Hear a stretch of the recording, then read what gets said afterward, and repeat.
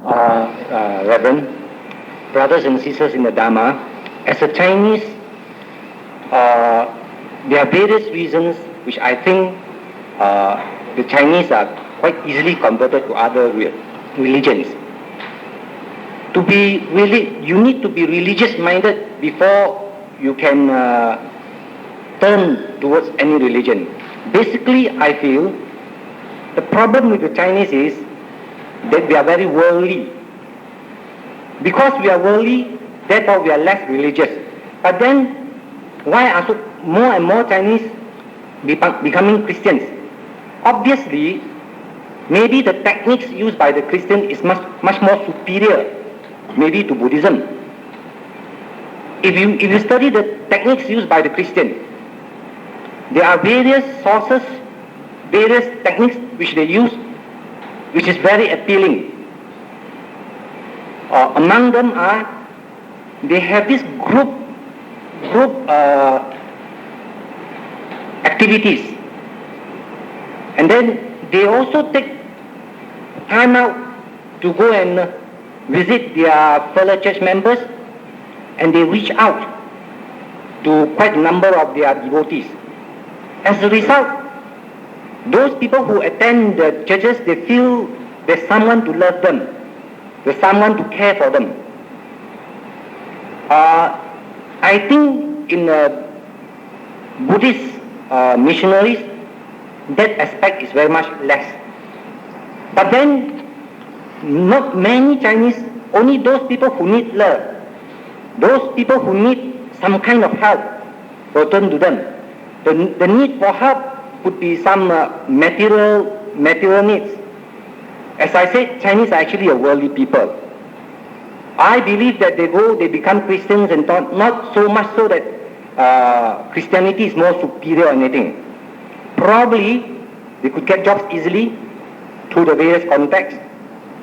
They could get financial help easily. They could get a lot of comfort easily. I don't mean to say that our Buddhist temples offer less. I myself have been coming to this temple for about last 3 years. I think differently from many people. To me, it is not necessarily a job that can lend you a helping hand. It's not necessarily the love and the care of your fellow human beings. It is a matter of the Dhamma. It is a matter of the teachings of the Buddha. I find the words in Buddhism can console me much more than any financial or any physical or love that so-called love that is offered by the other various sources. Now let's take another look at the Muslim. Why is it very rarely you will find Muslims being converted to any other religion? It is because they are also very close-knit. In our offices, in anywhere, when somebody died or when something happened, you will find they act as a group. That kind of feeling is very, very supportive, that can enhance their closeness to their religion. I think as far as Buddhist is concerned, and particularly the Chinese, it is less. Although there is normally only, when somebody dies, we go and visit them, and then we did go to the houses. But somehow or other, when we go, the significance is lost. Why is the significance lost? I suppose a lot of comments will be given. Why are they wasting money doing this? Or why are they gambling while people die? Things like that. So, as a result of all those kind of practices, what I would say, it covers the religious significance of Buddhism. But then we come down to the crux of the matter. Chinese basically are mundane and very worldly.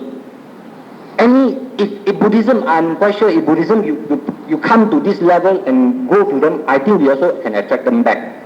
But I personally feel that the technique used by the Christians won't last long. The Christians have been using that technique in the West for hundreds of years, and yet now they have drop, their disciples have been less and less, their devotees have been less and less, and yet at the western end more and more become Buddhists. Why is that so? Now why are not our people have been following various like what Mr. Tan said, Rojak kind of influences. So now we come to the crux of the matter. If our children are being converted by other people, it's simply because we have failed in our duty as parents to give a true picture of a religion to our children. If we have failed in our duty, it's simply because we don't understand. We don't understand simply because there are too many things to confuse our mind. Of course, for the last 3 years when I've been coming here, I noticed the emphasis in this temple is the mind. You purify your mind. You clean your mind. You develop your mind. But unfortunately, although I agree everything is the mind, but the mind is not all powerful. There's such a thing as the stomach. There's such a thing as needs. So until and unless we can come with a sort of a program where you can link all these things up, then probably we will succeed. Then again, culture. If you are talking about because the topic now we discuss is why are Chinese, so actually we are only interested in why are the Chinese, because in Malaysia I think a substantial amount of Chinese, but I'm quite sure the Reverend here is not so much interested in the Chinese, because I don't think he sees from the point when he wants to spread the Dharma, he sees from the point of converting more Chinese. I think what the Buddha thing is actually meant to be aimed at all human beings. So when you say Chinese, I don't tend to agree. I tend to only say that why are more people becoming Christians? But if you say more people are becoming Christians, there are also more people becoming Buddhists. So actually, if we are interested, if our aim is really to increase more and more numbers of Buddhists, then we have to steal some of the techniques from the Muslims, from the Indians and whatnot. But I think that should not be our main aim. Whether people become converted to Buddhists or not, I think as far as we Buddhists concerned, we just preach the Dharma. We print as many booklets as possible. We give as much information as possible. And in one aspect, which I think we must do, is to write more booklets, print more booklets in Bahasa. Because I'm having that problem for my children. I'm English-based, but my children are now Bahasa-based. And I'm having difficulty getting things translated in translated versions of the basic Buddhist principles for my children. But then this is again a sensitive subject, because the fear our country is an Islamic country, and with the laws coming down, that I think we will not succeed unless we really put in some strong kind of effort. After all, how do we influence people? The influence comes by talks here, and how many can you reach in a talk in this kind of places? 200, 300? I think still it is the printing of the booklets that is more important. I myself was very impressed with the Reverend simply because of his booklets. I found there are words of wisdom, words that have consoled, words that have given me strength. I developed a higher respect, a greater respect for Buddhism based on those booklets.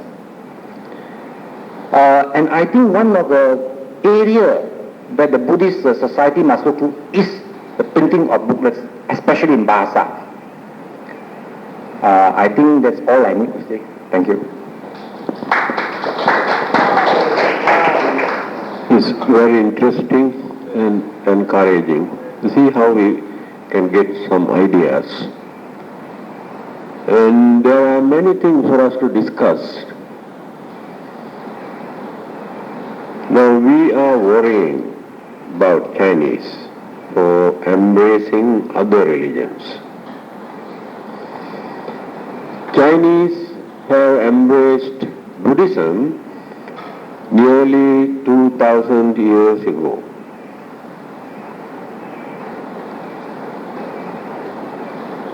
So, they have converted Buddhism into Jainism.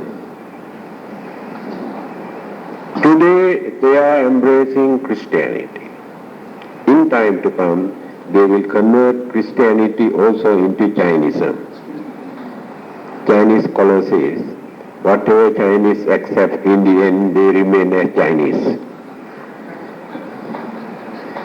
This is the special characteristics of Chinese.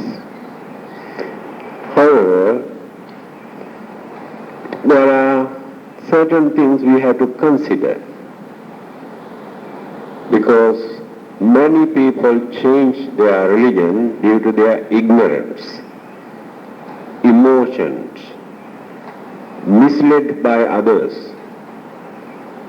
material gain, and good companions, marriage,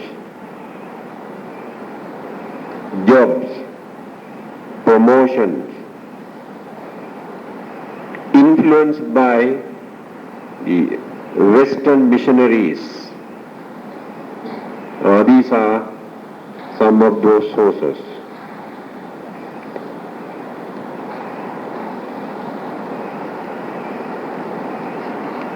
My latest booklet,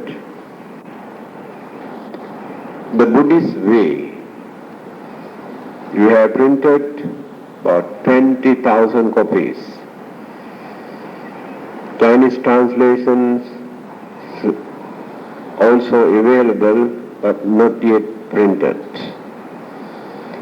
5 of my booklets have been translated into Bahasa by the students at the University of Science in Penang. Very soon they are going to print. We realize time has come for us to produce more booklets in Bahasa. Few days ago, a group of students came from University of Science and they asked me to give a talk. When I asked, actually what is the purpose of your coming here? Then they started to think, purpose. They cannot understand the meaning of this word, purpose. 2 months ago I went to University of Malaya, engineering faculty, to give a talk. In my talk I mentioned orthodoxy. They say they cannot understand the meaning of orthodoxy. This is the standard of English today among the university students. What about the others?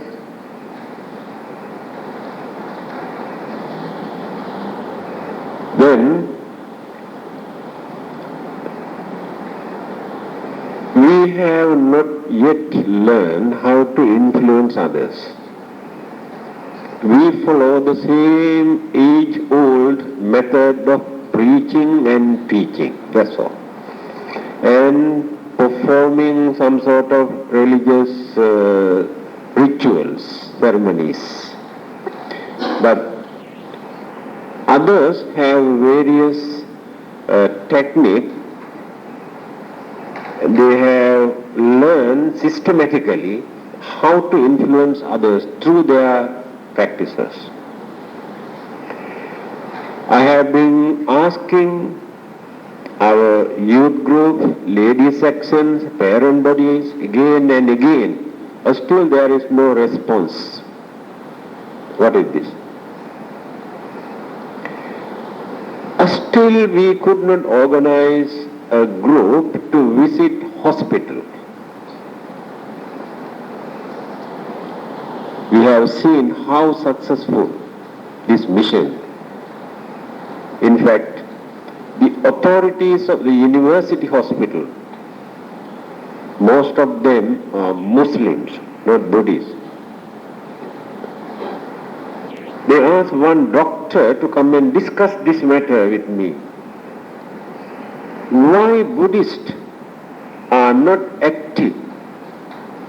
Why they cannot visit hospital to meet their fellow Buddhists when they are sick? Almost every day we can see only Christian missionaries. In fact, to them, many of them have become nuisance. But there are no Buddhists. Who asked this? Muslims. See how backward we are, my dear friends. Very difficult to train. I have been telling this for years, still cannot organize. This evening, I went to see one of our members in the hospital. He's a Chinese devotee. When I asked some of our devotees, why not we go and see him? No, during this period we should not go and visit sick people, very bad, Can you understand the mentality? How can we build up and educate the mentality of such people? So we have a lot of weaknesses. We try to educate them, but still they are not ready to respond.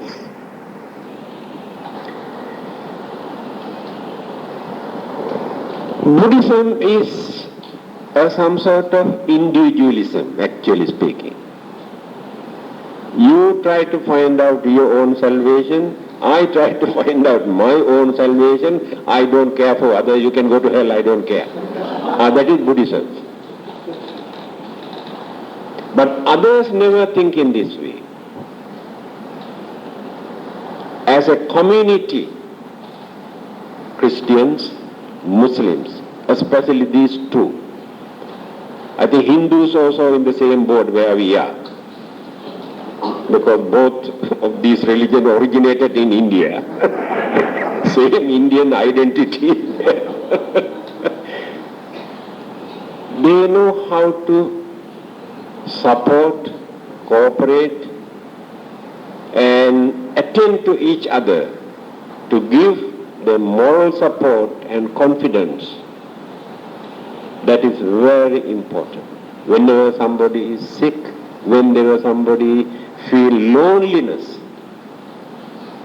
and worries, frustrated, they know how to go and entertain them, give them confidence. So we were not taught how to perform such duties. We don't value. I met so many Buddhists who have become Christian. They are very good friends. Still they associate with us as good friends. What they say. We are isolated. Nobody visits us. And we feel some sort of insecurity, feelings and loneliness. We knew that we cannot gain anything from Buddhism. After becoming Christians or Muslims, we have a lot of friends. They give us a lot of support, not financial support, moral support. They telephone. They ask whether they can do anything for them. But Buddhists, they never telephone even to find out whether we are still living or not. These are the loopholes. We always talk about high-class Dhamma and philosophy and meditations and psychology and this and that. But we do not know the human mentality. Another thing. Yesterday when I was listening to a small girl's way of talking, a 6 years old small girl, her auntie told her, if you recite this prayer, you can go to heaven. And she asked, when I go to heaven, can I see you there? This is very important, you know. Can I see you there in heaven? Then auntie says, that I do not know. I cannot guarantee you. Then I don't want to go. This is the thing that they take very serious as important. This is the nature of normal human mind.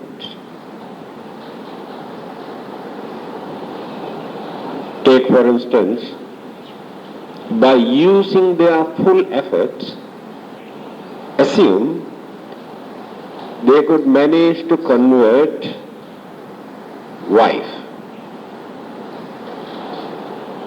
Now wife is a Christian. After that they approach the husband. Now your wife is a Christian. After her death, she will go to heaven. What will happen to you? Do you want to separate or to be with her? Now this is the juncture that normal human mind, sensitive human mind work. They have no knowledge to face facts or reality. This is the normal way of thinking. Then at once he says, I don't want to separate from my wife. I want to be with her. In that case, why not you also become a Christian? Finish. Another aspect. Children become Christians. After that, they come and request their father and mother.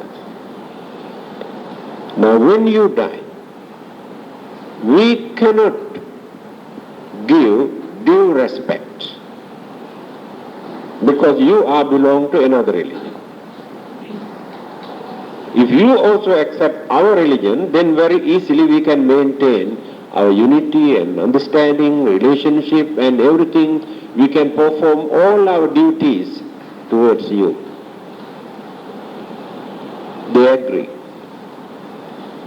Even after death also, they have converted many dead bodies to perform the funeral rites according to their religious way of life. And they are very particular. I remember a few years ago, a Chinese gentleman died.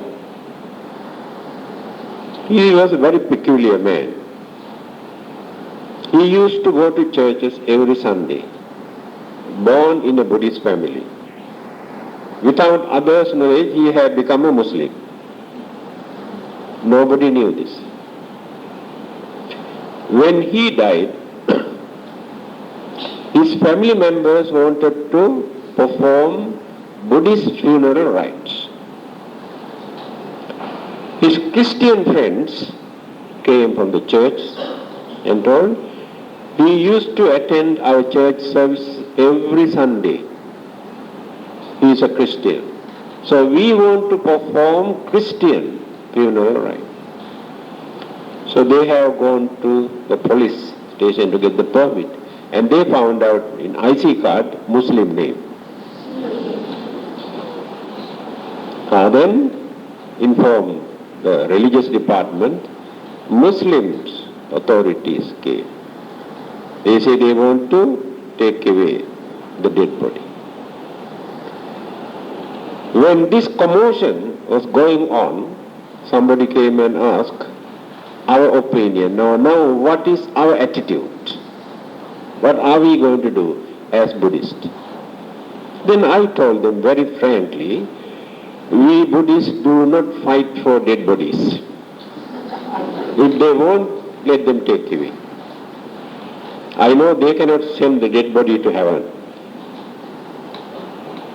I think you have read in the newspaper a few months ago, somebody died somewhere, and when they have prepared the funerals, right, Muslims also came. They say he is a Muslim. Then the family members also stood firmly, no, we want to perform our Buddhist rites. To settle the problem, what they have done, and they were advised to carry only coffin and bury there, they have taken away the dead body. Can you imagine? It appeared in the newspaper. This is the situation. They are very, very stubborn and strong in their conviction. Another reason, from childhood, always they get some instruction from their parents and elders that other religions are wrong. This is the only religion. This idea, this indoctrination is very strong. So their belief is unshakable. No one can change their mind. But we actually never say that other religions are wrong. We never utter this word. We cannot. It is wrong. But they can say. To them we are wrong. But we never say they are wrong.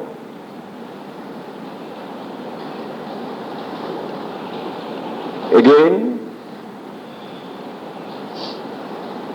the way how we perform our religious duties or how we practice this religion, they observe and point out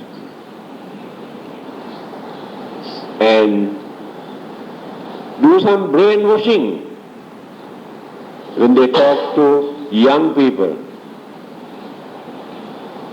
As I mentioned just now, still we follow the same age-old method. No improvement in our activities. They say Buddhists collect a lot of money from here and there, and they buy papers, joysticks and candles and oil and burn everything. This is the way how they practice religion. They are not doing any service to others. Take for instance, for our Vesak celebration,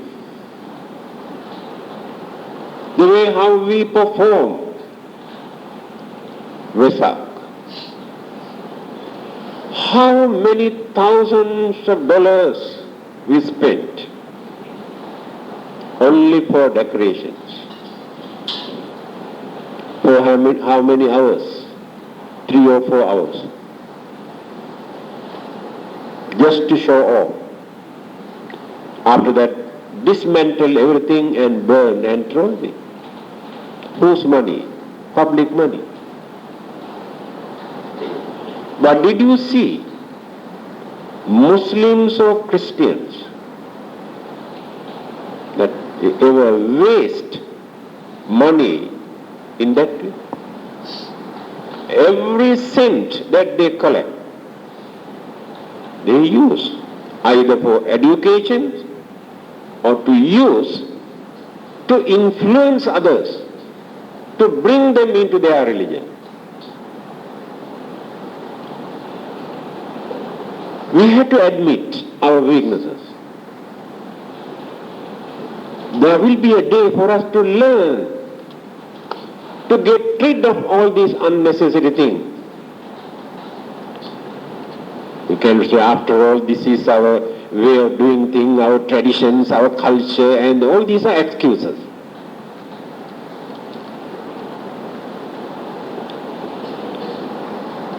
Now, every Friday, we collect sometimes 100 or less than 100 every Friday. I collect all this. And I also use for my medical bills. And the balance I use for these publications. Take for instance this booklet, The Buddhist Way, we printed 20,000. We got 50 donors for 15,000 copies. Then 5,000. Whatever we collected here, we use this also. If not, from the parent body, main fund, we use. Then within 3 months, 20,000 all disappear. Because we have to distribute all over the country, including Singapore, then Australia, America, England, Canada, and other countries also. In fact, they also depend on our publication. Amount of letters we are receiving every day from other countries. Remarkable how they appreciate our publication and asking permission also to print. I understand in Japan they are going to translate our book Dhammananda very soon and going to print in Japan, the big book. In Korea, what Buddhists believe are translated and printed very beautifully. They know how to appreciate our publication. You must be very happy. You have given your full support, moral support, financial assistance for all these activities. And we are using our knowledge and understanding and experience. Actually, I gained this knowledge by associating and working with you. When I came to this country, I had only book knowledge. But I got a lot of ideas after working for a few years and found out what these people need, what are the problems they are facing, and what are the things that they have misunderstood, misled by others. But many others who write books never consider in this way. They contribute only book knowledge. That is not enough. You can see this difference when you read some other books and these publications.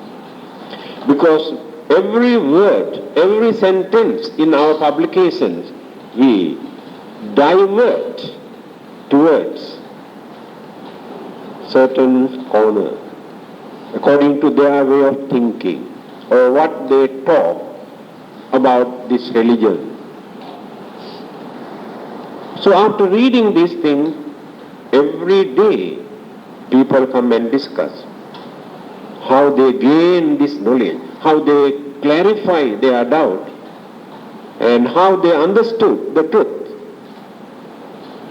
So you have given your full support, but still there are many weaknesses and many things to correct. And many people say Buddhists are very passive, not active. Always, it is true, every Friday you come and sit down and listen and go back. So we have to force you to speak the words. Now that is why I told you are very passive. Now I want another person to come and speak. Good evening, Reverend, brothers and sisters in the Dhamma. I would like to add something to what the other brother was saying just now. The tactics used by the other religions to influence the Chinese to become their devotees. Now, I would like to share this experience with you, not because I would like to criticize others, but because I had the occasion of coming across this type of influence by myself, almost to the end that I almost become a Christian myself. Now, this is how it happened. This is how they work. Usually these type of people will survey the market first, just like you sell your products, they go around survey your survey the market, and when they come across something that catches their eyes, that is where they start their work. Now I have a kid. It's not the total invalid child, but it's just only a chat. It was because of the eyesight, and it could be the eyesight that affected the walking. And when she walked, she would not be able to walk properly, and she started to sway. That is when she was already 3 years old. Till now, she still have this experience of trying to kick his hind leg and trip and fall down. And I brought the child. I brought the child here last year and also this year, and I'm making a sort of a vow. I call it a vow, because every year I'm going to bring it here to this temple on the first of every Chinese New Year. Now, when my kid was sent to an ordinary school, and I used to send her to school by the school bus caller, and she attended the normal school. So there's one Indian girl. At that time, I think she was still in Form 4 or Form 5. So when she reached Form 5, after she left school, she began to work. So she knew this girl. She knew that she's my daughter, and then she approached me, "Uncle, how are you?" And all sweet talk. Real sweet talk. I was taken by surprise. "Oh, Uncle, this child, when I used to go to school, whenever I see her, I allow her to sit, I stand up and let her sit." But I did not ask her that question. When I took the child to school, personally when I on leave, when I take the bus to the bus caller, I didn't see any of them stand up and offer this child a seat. But anyway, I took it, then she started to introduce her program to me. She said, "No, there's from India, there's one very good savior who can save her, can pray and do all sorts of things for her." I told her, "Look," I said, what sort of treatment is that?" He said, "Faith healing." Straight away she got my idea. I said, she started to introduce. I said, "Look, I'm not interested." But she used up all her effort to really coax me, The way she did it, I really respected her. The way how she introduced the method, it's really, you just fall into it. Even my wife was the first one to be influenced. She said, "Let's go and try." I said, "No, not yet. I want some more. I want to listen some more." Then again, I was almost joined her. Then suddenly struck my head. I said, "Look, what is your obligation? I can take the child along with me, no problem. Now what happens if she gets well? I don't want to become a Christian. Now would I be a very ungrateful man in that case if I send my child and the child can really be cured, and I don't want to be a Christian? Am I not a very ungrateful type of personality, which I don't think I would like to become?" I said, "You just look behind my house, just look, I got a Bodhisattva there, because I put a Bodhisattva there, I'm already a Buddhist." I said, "I can't. Would you accept me as a Buddhist, even though I send my child?" I said, "No problem." I said, you tell me your obligation now." "Oh, no, don't worry, I get the Chinese coming. The Chinese educator come and talk to you." I said, "No need, you tell me this first." After that, from 8 p.m. we talk until 11 p.m. Still she doesn't want to go home. The mother send somebody, ask her to go home. She refused to go, still she wants to talk. So the next night she sends somebody again. I said, "Sorry," I said, "I'm not going to go." She said, "Don't worry, we send vans and send out things." I said, "No, I'm not going." So after that, I almost got rid of it. Again, she tried the third time. She kept on trying how many days, I don't know. But one time she came, then I started to ask her this question. And I said, "Look, I can go, no problem." Then she said, all right, never mind. Then I don't talk about that. She said, "You don't have to go." I said, "Well, you don't want me to go, I won't go. I won't take the child to go. You want me to go, I will go. But you have to answer this question. Now, if I go there, my body is there. My mind and my heart is not listening to anything. I couldn't hear anything. Now I walk out, I'm going to perform all sorts of nonsense. Now what happened to me if I really do that?" So "You go to hell then." All right, then I go to hell. No problem to me, I go to hell. Because my mind is not there, my body is only there, I can't hear anything. You see? And then after that, another thing happened to me again. I used to take the child to go to school every morning, and I have to take the bus from my place of residence to Puduraya. So there was another Chinese girl. I think there must be some connection with them there, because they had all this connection. So there was a girl sitting there. I observed. One day I observed her. I said, "Why was this girl looking at me like that in this manner early in the morning?" So one morning she walked walked up. Hello, uncle, how are you? Why is this child like that? You know there's somebody can cure this child. You just take her there, you can cure. Just believe me. I said, no. I'm not interested. Then I told her that for 3 days she followed me. So at last we had a lady had argued and until she said, I couldn't quite remember what I said, let's don't talk about God and all these things. Let's just take the newspaper we do. I said, Malay Mail. Do you read the Malay Mail? There was a case of a couple being converted to Christianity and the husband and wife was sort of separated. It was published in the paper. Oh, they do something else. I said, no, I'm not interested. But anyhow, last I gave her my daughter's name. You can go and pray for others, but I'm not to take the child to go. So because of this, also try to be careful of this sort of tactic. Now, as far as the influence is concerned, as a Chinese myself, I find that we are too inward to ourselves. We like to be actually very, very selfish in nature. We are not that outward reaching. We never look to that. Even though I'm here for about 2.5 years, I find myself also quite selfish in a sense. Even though I've participated in the novice, I begin to realize that I'm a bit too selfish. Now, I tell you another case where I met again to the school where I used to meet a lady. She's a Chinese now, and she got a lot of problems. She started to pour out her problem to me, Then I told her, I started to explain to him a little bit of Buddhism, what I know. I said, you mustn't behave like that, see. I said, why not you try doing something for somebody, see. And then I told her, she says she's like to pray and all this. Now, as a Buddhist, if we start to attack people and say, look, you pray to God is no good, then this is where we are going to fail in our influence to people. But this is how I tackled the problem. But I'm not very sure that I did the correct way or not, but I can tell you. So now this is how I did it. And I told her, I introduced one booklet written by our Chief Reverend,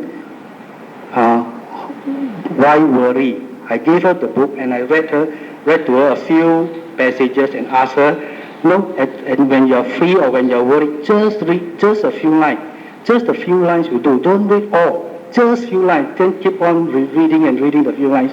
And then one day, after I introduced this book to her last year, so sometime beginning this year, she came back and told me, she took that book and gave it to somebody to read it.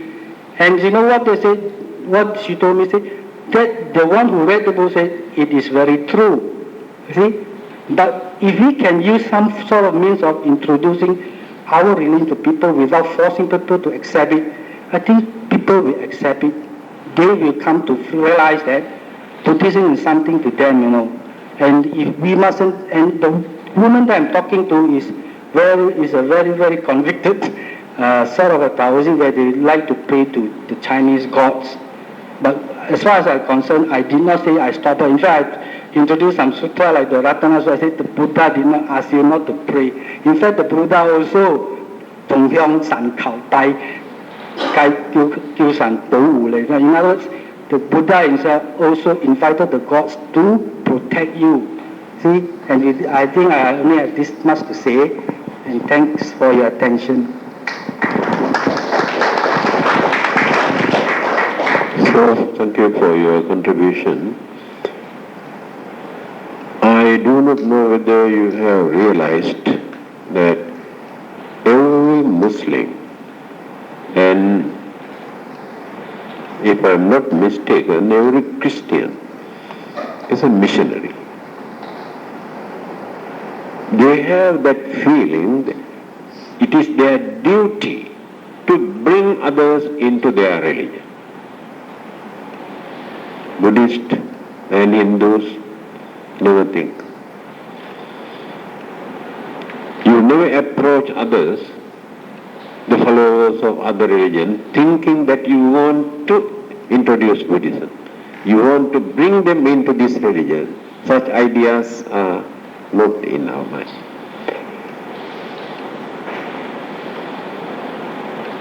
That is why they succeed. They never give up.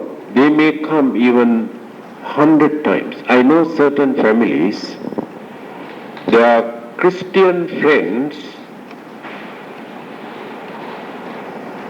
approach at least once or twice every month. I have told them very frankly, we are Buddhist. You can see the images. So we don't want to become Christian, but they never give up hope. They never get fed up. But can we train our Buddhists? They have no such feeling. But only in this part of the world, remember this. But we do not know what is happening in other parts of the world.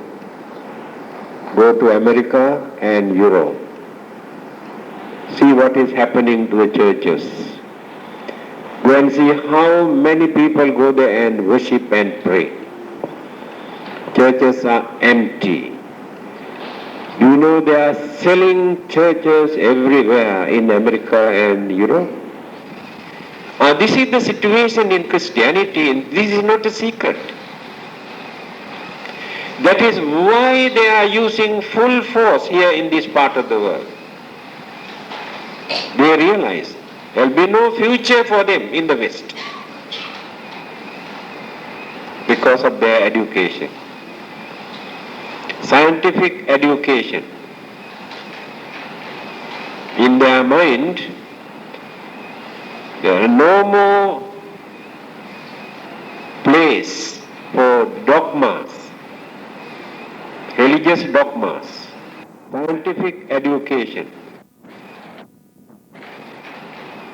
In their mind, there are no more place for dogmas, religious dogmas. One bishop has given a public talk in England.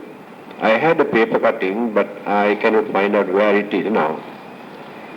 He said, very frankly, in our Bible,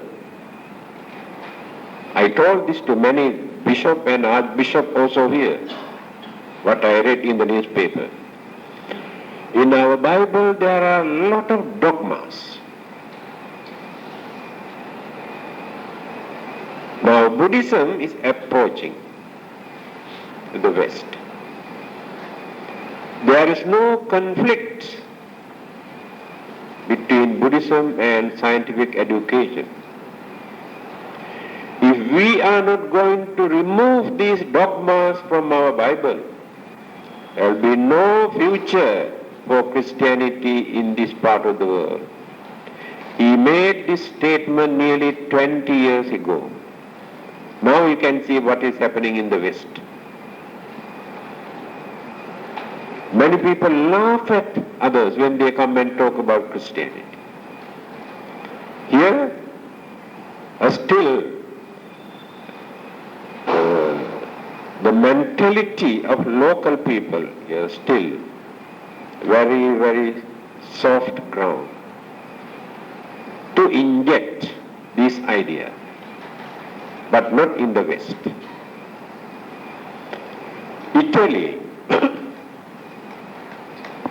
where Pope lives, had state religion for such a long time. Few years ago, it appeared in the newspaper, Christianity is no more state religion in Italy. Withdrawn. Today only 40% of the population follow that religion according to their statistic. England, few years ago, they have taken the statistic, found out only 15% claim as Christians, gone down to 15%. France, also about 45%. America, less than 40%, only for the name's sake. In fact, Americans have no religion. See. But here, increasing. Why? After selling their churches, they bring money and buy empty cinema halls here and convert into churches. It is happening all over the country now. Because our people never think, why? Are they really take the pains and trouble to send us to heaven, or something is some other ulterior motive? We never think in that way. Alright, still got time. Now I would like to listen to another member. Reverend, brothers and sisters in the Dharma, first I think we have to tackle this problem from the historical point of view. I think when we were small, we were not Buddhists. We were practicing traditional religion. Your fathers only teach you to put 3 joysticks, bow down to Bodhisattva, or bow down to Deva, pray to God of heaven, Lord Sakra, which we are going to do few days time. Okay, so I was trying to find a religion. What does all this mean? So I'm from Malacca, and I used to go to Sekiang. At the age of 12, I was a committee member there. But there was no Buddhism there. We were still continuing our practice of 3 joysticks, flowers and candles. Until recently, when these booklets came out, our fathers and mothers couldn't teach us Buddhism. I have to teach my mother Buddhism now. And they say it's very difficult for a son to teach a mother. But fortunately, I'm able to tell my mother what is Buddhism. So it is our duty now, since we know Buddhism, to tell others what Buddhism is. We don't have to go into other fields. We just have to restrict it to our fields, to the people who possess the traditional religion. This is the field where we will not cause conflict. Your neighbors, your friends at work, your friends in school, your friends in college, those people who are traditional believers, we will not cross anybody's path. Tell them what is Buddhism. Tell them what is Triple Gem. Tell them what is 5 precepts. This is what you got to tell them. This is Buddhism. Not praying for numbers. Not praying for health. Not just that. That is not Buddhism. You tell them, because these people now, or the new generation, are intellectual. They can think. They're educated. And this is where our booklets have played a very important part. And I hope that you all will not be despaired, because I can see from 1940 or 1950 until now, I have been visiting all temples, seeing all committees, that the number of Buddhists, when I say Buddhists, they know what Buddhism is. They know Triple Gem, they know 5 precepts, they take 8 precepts, they meditate. The number is growing, so do not be despaired, but do not be complacent. Please, make sure you perform your duty. Now you have realized what Buddhism is. You have the happiness. It is your duty to share this happiness, to share this realization with all your friends, your neighbors who are traditional practitioners, whether what race they are. Particularly so, now as we are confining the subject to the Chinese.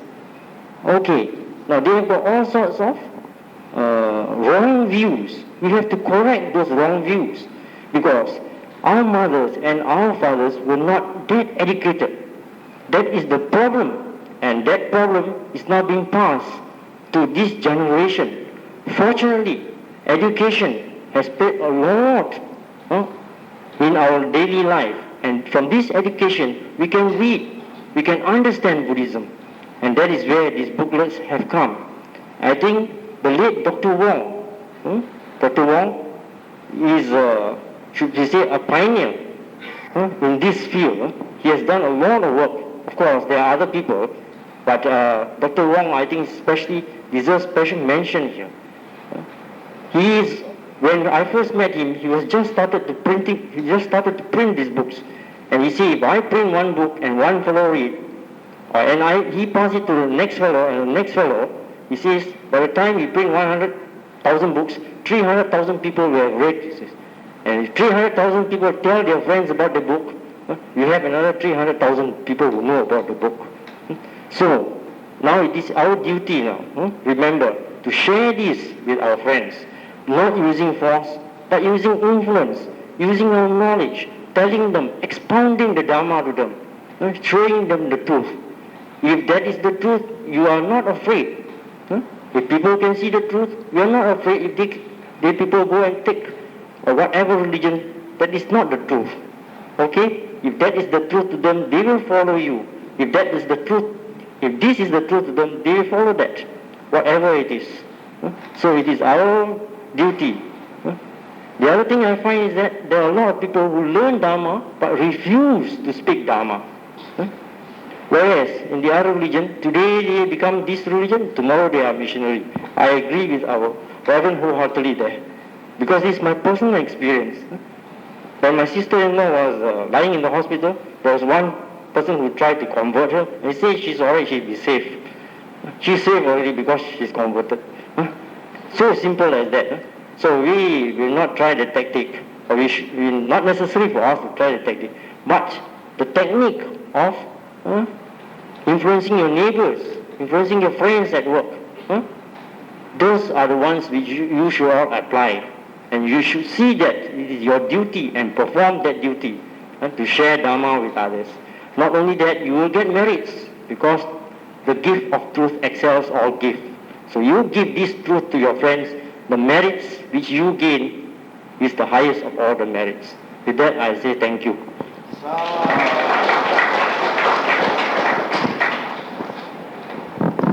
Very good. A few days ago, a doctor, the follower of another religion, so I don't want to mention the name of his religion, he gave me 2 copies of my booklet, Sayings of the Buddha, that I have printed long ago. Just now our friend mentioned Dr. Wong's name, that he printed a lot of books.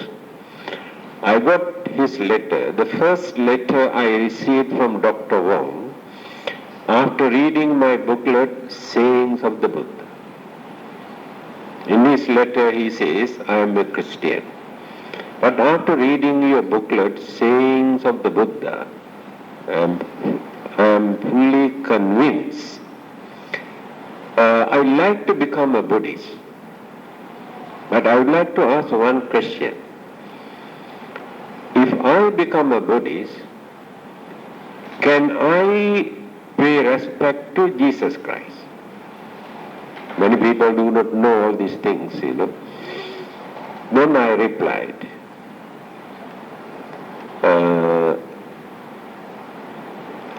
if your idea is to become a Buddhist, Buddhism never says that you should not respect another religious state. So after becoming a Buddhist, you can respect not only to Jesus Christ, even Muhammad and Krishna and anybody else also. Then I got this reply from him, in fact, your answer has given me full confidence to appreciate the nature of Buddhism. So he accepted Buddhism. After his first visit to this temple, he donated $5,000 to our Buddhist Missionary Society for printing the booklet. That is how he started his mission after reading that booklet. So this doctor is not a Buddhist. After reading this one, Sayings of the Buddha, he sent this booklet to another country. And they got our permission to translate into their language and printed this book, and he gave me 2 copies. He is not a Buddhist. So even non-Buddhists also know how to appreciate this kind of publication. Just now our friend mentioned something about the parents' duty, the children's duty. There are certain duties for children to perform towards their father and mother. Amongst all those duties, according to the Buddha, the highest duty is if your father and mother hold wrong views, wrong belief, try your best to enlighten them, educate them. This is the highest service that you can do towards your father and mother. So as children, you must never think, oh, how can we teach my father and my mother? It's wrong. Many of those elderly people hold a lot of wrong ideas according to their educations and backgrounds and way of thinking. Do you know the chief disciple of the Buddha, Sariputta? He was a Brahmin. Even after becoming an Arahant and chief disciples of the Buddha, his old mother was so stubborn, old Brahmin lady, she did not agree to change her religion. So Sariputta was thinking what to do now.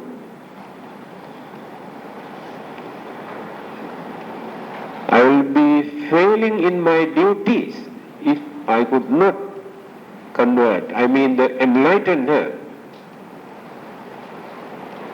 He knew simply by preaching he cannot convince her. She is so stubborn. So one day he visited her house and had to perform some sort of miracles. Through these miracles, the old lady realized, oh, my son is so powerful. How did you get this power? Then he told, it is not my power. I learned all these things from the Buddha. I am the follower of the Buddha. Then she decided to accept Buddhang Saranang Gacchami, take refuge in the Buddha. Sariputta was very happy. He fulfilled his duty. So children should not think that it is wrong for them to educate their parents if they are wrong. It is one of the most important duties according to the Buddha. Alright, still got time. So, lot of new ideas.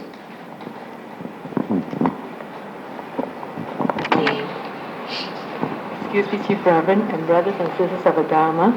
I think what I'm going to tell you is something that is quite off from what we've been discussing about the spreading of the Dharma.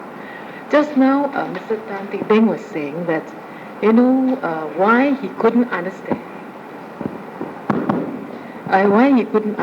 Why people pray to gods and little stones and things like that, But I find that this thing goes back to very, very times of very, very long ago. And if you come to it, it's a very simple matter, but actually a very deep matter. And that is the mind.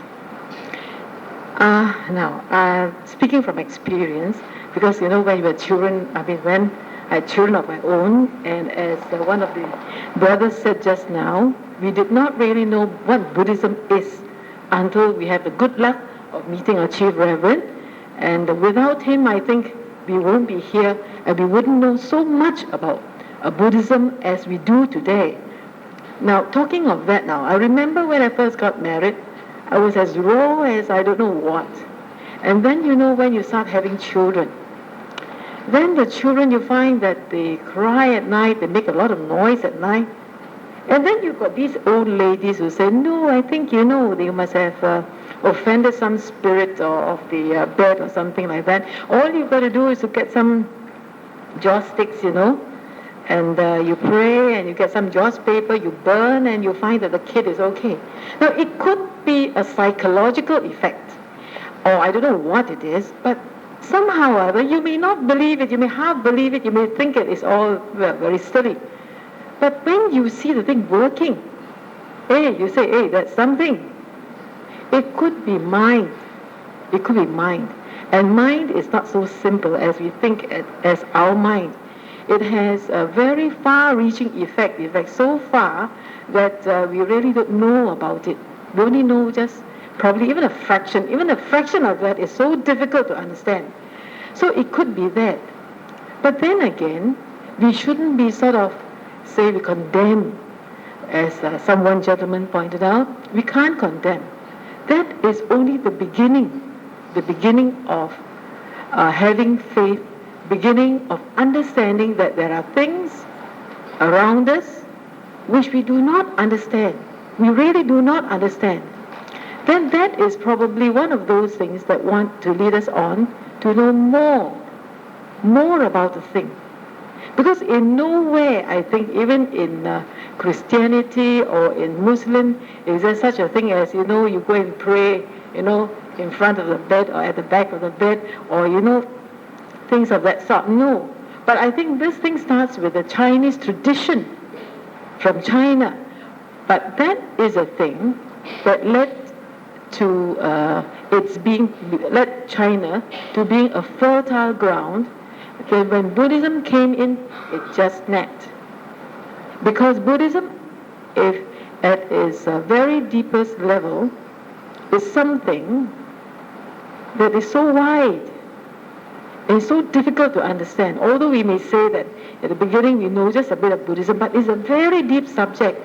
It embraces actually as the Dharma. The Dharma is actually the truth. And the truth over here is something beyond our understanding. It's so deep. The more sometimes I think about it, the further it seems to go away, and then you find that what is all this chasing after a thing? So we might as well stick to simple Buddhism. And that's why you say about gods, these are the things, where they see the things working, they go for it. And I also feel that at various stages of our life, we are like children. We need crutches. In the beginning, we can't even move. We are always sleeping the whole time. Then we start to crawl. Then we start to walk. Then we start to run. We can jump. But then we can't expect a baby to be jumping or to be hurdling. So at various stages, I feel that we are progressing, and in a way that we should be progressing, but it's not as fast as we would wish it to be, but we are definitely on the right track because of the, as so many said, so many of us agreed to the, thanks to our venerable Chief Reverend. It's through his booklets that we begin to see the glimmer of truth, and we begin to see that it's a mind that plays a lot of tricks, and essentially it is all mind matter. Thank you very much, Reverend, and thank you, sir.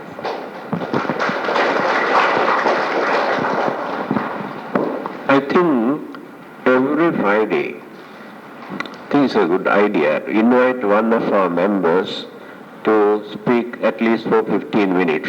Then you also get used to contribute something. One Friday, one member must come forward and speak, give some idea. They also can contribute a lot. Yes.